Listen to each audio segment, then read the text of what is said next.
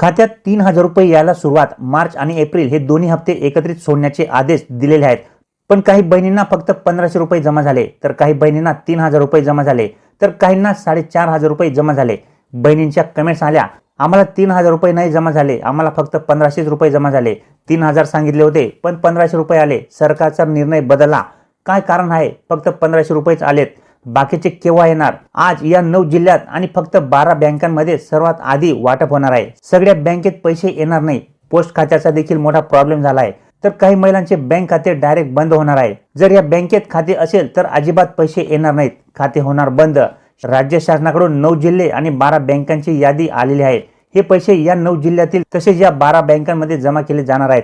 या 9 जिल्ह्यातील महिलांचे जर या 12 बँकांमध्ये खाते असेल तर तुम्हाला आज 3,000 रुपये जमा होतील.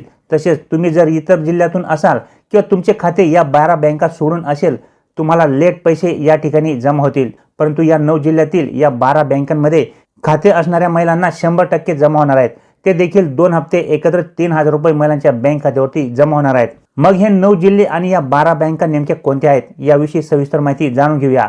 या 9 जिल्ह्यातील या 12 बँकांमध्ये खाते असणाऱ्या महिलांना पैसे 100% जमा होणार आहेत. ते देखील 2 हप्ते एकत्र 3,000 रुपये महिलांच्या बँक खात्यात जमा होतील. तसेच अशा काही बँका आहेत ज्यात अजिबात पैसे जमा होणार नाहीत. स्टेट बँकेत महिलांची प्रचंड गर्दी झालेली आहे. पोस्टात देखील काही जिल्ह्यांमध्ये महिलांची या ठिकाणी गर्दी झालेली आहे. कारण की आता महिलांचे बँक खाते बंद करायला सुरुवात झालेली आहे. या बँकेत खाते असतील तर हे बँक खाते बंद होणार.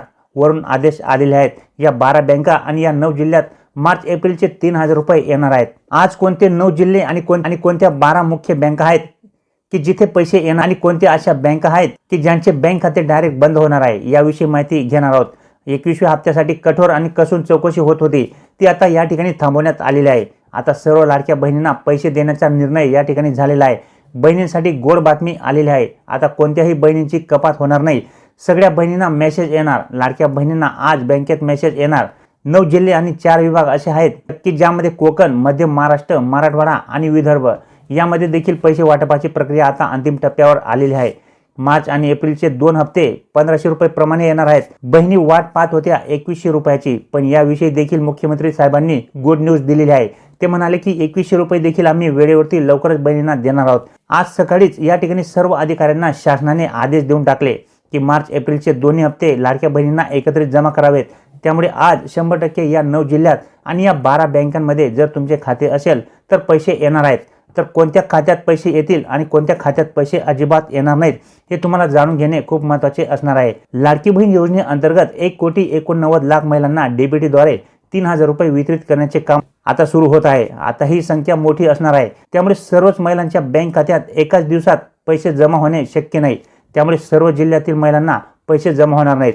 म्हणून टप्प्याटप्प्याने हे पैसे जमा केले जातील. तर काही बँकात अजिबात पैसे येणार नाहीत. तर या जिल्ह्यातील महिलांना सुरुवातीला प्राधान्य देण्यात आलेले आहे. राज्यातील या 9 जिल्ह्यात आणि या 12 बँकांमध्ये सर्वात आधी पैसे येणार आहेत आणि बाकीच्या महिलांना पैसे हे लेट येणार आहेत. आता ज्या महिला अपात्र आहेत त्यांना देखील ई-केवायसी नंतर आणि पडताळणी नंतर या ठिकाणी पात्र होण्याची संधी होती. त्यामुळे बऱ्याचशा महिला या ठिकाणी पात्र झालेल्या आहेत. तर आता सुरुवातीला कोणते 9 जिल्हे आहेत आणि कोणत्या 12 बँका आहेत आपण हे आता लगेच जाणून घेऊया. आणि कोणत्या बँकेत खाते असल्यावर पैसे हे अजिबात येणार नाहीत याची माहिती देखील मी तुम्हाला या ठिकाणी सांगणार आहे. तुम्ही नीट ऐकून घ्या. जर तुमचे या 12 बँकांमध्ये खाते असेल तर 100% तुम्हाला आज 3,000 रुपये जमा झाल्याचा मेसेज येणार आहे. तर सुरुवातीला आपण 9 जिल्हे कोणते याबाबत माहिती जाणून घेऊया. त्यानंतर कोणत्या 12 बँकेत पैसे येतील याबाबत देखील माहिती जाणून घेऊया. सगळ्यात आधी या 9 जिल्ह्यांना प्राधान्य देण्यात आलेले आहे. सुरुवातीला पहा छत्रपती संभाजीनगर. छत्रपती संभाजीनगर विभागातले 2 जिल्हे या ठिकाणी घेण्यात आलेले आहेत. पण यामध्ये 12 बँका कोणत्या आहेत आणि कोणत्या अशा बँका आहेत की जिथे अजिबात पैसे येणार नाहीत हे सुद्धा तुम्हाला जाणून घेतल्याशिवाय व्हिडिओ हा बंद करू नका. तर बघा छत्रपती संभाजीनगर विभागातले या ठिकाणी 2 जिल्हे घेण्यात आलेले आहेत. पहिला जो काही जिल्हा आहे तो म्हणजे अतिशय लहान जिल्हा आहे आणि तो जिल्हा म्हणजे हिंगोली जिल्हा. सुरुवातीला हिंगोली जिल्ह्याचा समावेश या ठिकाणी करण्यात आलेला आहे. हिंगोली जिल्ह्यातील जेवढ्या पण लाडक्या बहिणी असतील त्या बहिणींच्या या 12 बँकांच्या खात्यांमध्ये पैसे जमा होणार आहेत. कोणत्याही क्षणी तुम्हाला या ठिकाणी 3,000 रुपये जमा झाल्याचा मेसेज हा येऊ शकतो. त्यानंतर जो काही पुढचा जिल्हा आहे तो म्हणजे धाराशिव जिल्हा. धाराशिव जिल्हा देखील या ठिकाणी लहान असल्यामुळे या जिल्ह्यातील महिलांना देखील या ठिकाणी 3,000 रुपये जमा होणार आहेत. जर तुमचे बँक खाते या 12 बँकांमध्ये असेल पैसे जमा झाल्याचा मेसेज लगेच तुम्हाला या ठिकाणी येणार आहे. कारण की डीबीटी प्रोसेस ही सुरू झालेली आहे. आता अमरावती विभाग या विभागातून देखील 2 जिल्ह्यांची या ठिकाणी निवड करण्यात आलेली आहे। त्यापैकी पहिला जो काही जिल्हा आहे तो म्हणजे अकोला जिल्हा आणि दुसरा जो काही जिल्हा आहे तो म्हणजे वाशिम जिल्हा।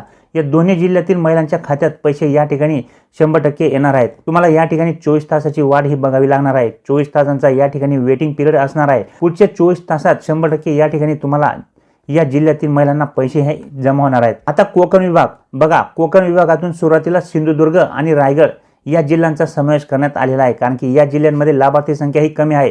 या 2 जिल्ह्यांमध्ये 100% आज पैसे येणार आहेत। 2 हप्ते तुम्हाला या ठिकाणी एकत्र येणार आहेत, म्हणजेच मार्च आणि एप्रिल हे दोन्ही हप्ते एकत्र 3000 रुपये तुमच्या बँक खात्यावरती आज जमा होतील। त्यानंतर पुढचा जो काही विभाग आहे तो म्हणजे नागपूर विभाग। या विभागाचा देखील या ठिकाणी समावेश करण्यात आलेला आहे आणि या विभागातून गोंदिया जिल्ह्याचा समावेश या ठिकाणी करण्यात आलेला आहे, कारण की या जिल्ह्यात लाभार्थी संख्या कमी आहे। या जिल्ह्यातील महिला लाभार्थ्यांना देखील मार्च एप्रिलचा हप्ता या ठिकाणी 100% जमा होणार आहे। आता पुढचा जो काही विभाग आहे पुणे विभाग, पुणे जिल्ह्यामध्ये सर्वात जास्त लाभार्थी असणारा हा जिल्हा आहे। त्या विभागातील जे काही जिल्हे आहेत ते म्हणजे सांगली जिल्हा, या जिल्ह्याचा या ठिकाणी समावेश करण्यात आलेला आहे। सांगली जिल्ह्यातील महिलांच्या खात्यावरती देखील या ठिकाणी पैसे हे जमा होणार आहेत। त्यानंतर आहे बघा नाशिक विभाग। नाशिक विभागातील सर्वात आधी जळगाव जिल्ह्याचा समावेश या ठिकाणी करण्यात आलेला आहे। या जिल्ह्यातील महिलांच्या खात्यात देखील आता या ठिकाणी 3000 रुपये मार्च एप्रिलचे जमा होणार आहेत। जर तुमचे या 12 बँकांमध्ये खाते असतील तर तुम्हाला या ठिकाणी 100% आज तुमच्या बँक खात्यावरती दोन्ही हप्त्यांचे पैसे हे जमा होतील। तर अशा प्रकारे हे जे काही 9 जिल्हे आहेत तर या 9 जिल्ह्यातील महिलांना सर्वप्रथम या ठिकाणी प्राधान्य देण्यात आलेले आहे। या जिल्ह्यातील महिलांच्या खात्यात पैसे आजपासून जमा होणार आहेत, पण तुमचे या 12 बँकांमध्ये खाते असायला पाहिजे तरच पैसे या ठिकाणी येणार आहेत। आता या कोणत्या 12 बँका आहेत ज्यात आज पैसे येणार आहेत लगेच तुम्हाला या ठिकाणी सांगतो, काळजीपूर्वक समजून घ्या। तसेच कोणत्या अशा बँका आहेत की ज्यामध्ये अजिबात पैसे येणार नाहीत, जे खाते आता या ठिकाणी बंद केले जाणार आहेत, तर पूर्णपणे या ठिकाणी व्यवस्थित समजून घ्या। तर बघा, state bank of India, bank of Baroda, Punjab national bank, bank of India, union bank of India, Canara bank, bank of Maharashtra, central bank of India, Indian overseas bank, Indian bank, eco bank आणि पोस्ट पेमेंट बँक, अशा या ज्या काही 12 बँका आहेत या nationalise बँका असल्यामुळे सर्वप्रथम या बँकांना या ठिकाणी प्राधान्य देण्यात येते।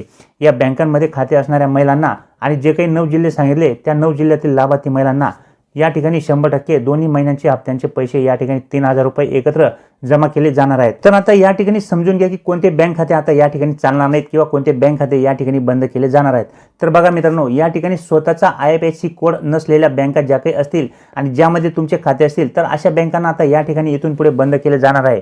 त्याचबरोबर अगोदर या ठिकाणी मागच्या वर्षी पुरुषांनी महिलांच्या नावाने या ठिकाणी अकाउंट ओपन केले होते आणि या योजनेचा गैरफायदा घेतला होता। जर असे काही खाते आता इथून पुढे आढळून आले तर ते खाते देखील आता या ठिकाणी पूर्णपणे बंद केले जातील आणि त्यांच्यामध्ये अजिबात पैसे या ठिकाणी जमा होणार नाहीत।